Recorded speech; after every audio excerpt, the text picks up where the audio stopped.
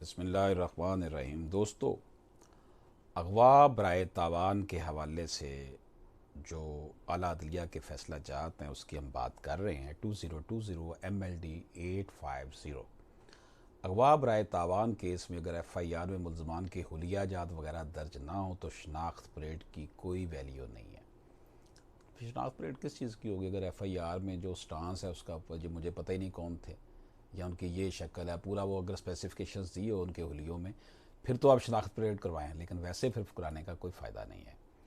اس طرح PLD 2009 Lahore high court 92 میں narrate کیا گیا ہے، کسی شخص کو کسی کی رہائی کے لیے کیش رقم یا دیگر کوئی مطالبہ پورا کرنے پر مجبور کرنا دفعہ 365 ہے تعزیزات پاکستان کے زمرے میں آئے گا کہ آپ کسی شخص کو کہتے ہیں جب ہم رہا کریں گے تو وہ ہمیں کیش رقم دو یا ہمارا مطالبہ پورا کرو، تو اس کو پھر ہم اغوا برائے تاوان ہی کنسیڈر کریں گے۔ اسے ٹرم کیا ہے، نریٹ کیا ہے PLD 2009 لاہور 92 میں۔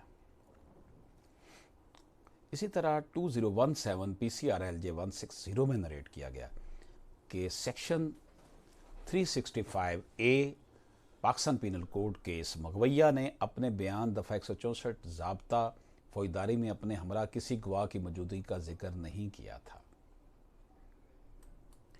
اسی طرح 2017 YLR 448 دفعہ 365A کیس میں دوران ٹرائل مغوی کو بطور گواہ پیش نہ کیا گیا تھا، کیس خراب ہو جاتا ہے اس طرح۔ اسی طرح 2017 YLR 1712 دفعہ 365A تعزیزات پاکستان کیس میں محض ہمراہی ملزمان کے بے گناہ ہونے کی بنا پر اصل ملزم ضمانت کا حقدار نہیں ہوگا۔ یہ کچھ نریٹ کیا گیا تھا اغوا برائے تاوان کے قوانین کے حوالے سے۔ اجازت دیجیے، اللہ حافظ۔